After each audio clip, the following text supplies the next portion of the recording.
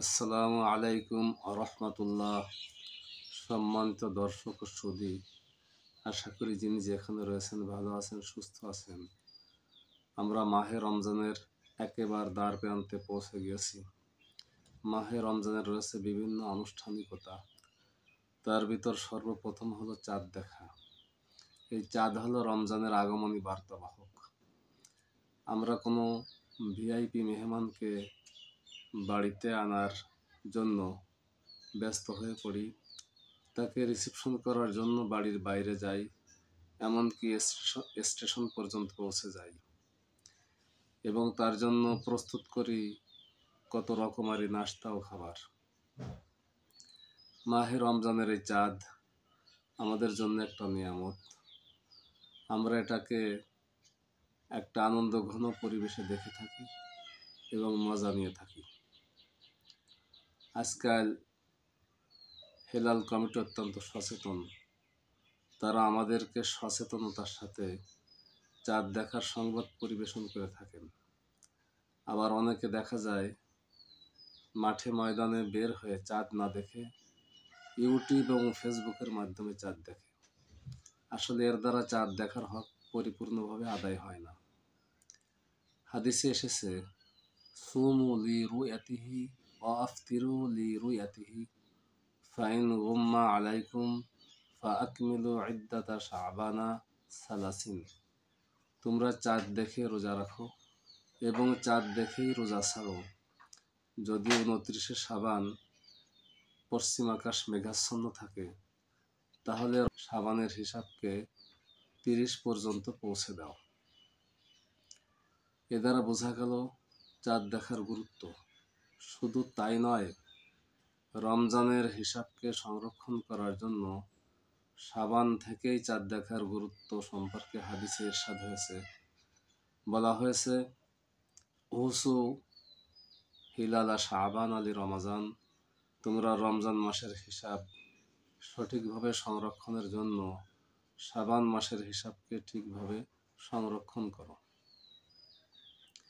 এজন্য মুমিন মাত্রই চাঁদ দেখার আনন্দ উপভোগ করা আবশ্যক। এই চাঁদ দেখাকে কেন্দ্র করে একটা ঘটনার স্মৃতিচারণ করতে চাই। তা হলো কোনো এক এলাকায় চাঁদ দেখাকে কেন্দ্র করে সেখানকার আবাল বৃদ্ধ বনিতা সবাই একটা ফাঁকা জায়গায় বের হলো এবং তারা পশ্চিম আকাশে অপলক নেত্রে তাকিয়ে থাকলো। চাঁদ দেখা যায় না, যেহেতু ওই দিন পশ্চিম আকাশে একটু মেঘাচ্ছন্ন ছিল। অনেক তরুণ যুবক চাঁদ দেখতে অক্ষম। এর ভেতর হঠাৎ করে এক মুরব্বী চেঁচিয়ে উঠলেন, বললেন, আমি চাঁদ দেখেছি, আমি চাঁদ দেখেছি।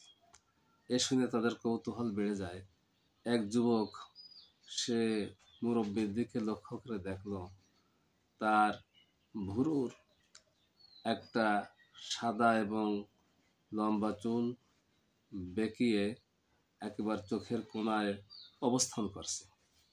সে যুবকটা মুরব্বীর ওই চুলটা সরিয়ে দিল আর বলল, এবার দেখুন তো চাঁদ দেখা যায় কিনা।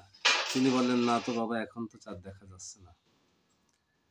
এভাবে আরেকটা ঘটনা রয়েছে। তাহলে এক ব্যক্তি তার স্ত্রীর সাথে কোনো একটা বিষয় নিয়ে তর্ক বিতর্কে জড়িয়ে পড়ে। হঠাৎ করে সে কসম খেয়ে বসে যে আমি আর কখনো চাঁদ দেখব না।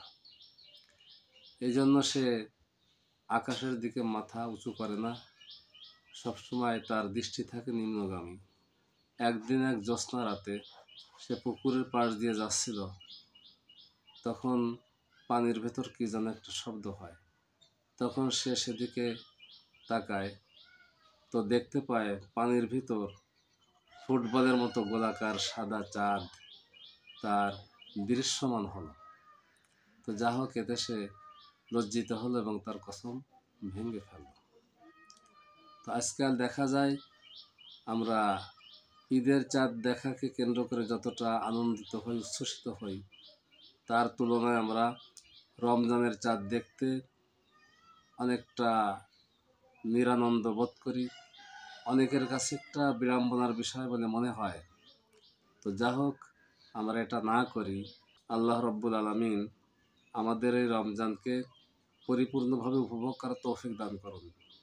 আর মূলত ঈদের চাঁদের আনন্দ তো তাদের জন্য যারা গোটা এক মাস মাহে রমজানের সমস্ত হক আদায় করছে, রাতভর ইবাদত বন্দিগিতে কাটিয়ে দিয়েছে এবং দিনভর কঠোর সাধনার মাধ্যমে রমজানকে পালন করছে।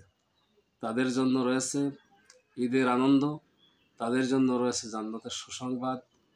আল্লাহ রব্বুল আলামিন আমাদের সবাইকে মাহে রমজানের চাঁদ দেখা থেকে শুরু করে নিয়ে সমস্ত হক পরিপূর্ণভাবে আদায় করার তৌফিক দান করুন, আমিন। তো যা হোক, আজ এই পর্যন্ত। আবার হয়তো রমজান সংক্রান্ত অন্য পর্বে দেখা হবে। সে পর্যন্ত সবাই ভালো থাকুন, সুস্থ থাকুন, এই প্রত্যাশায় সবাইকে আল্লাহ হাফেজ।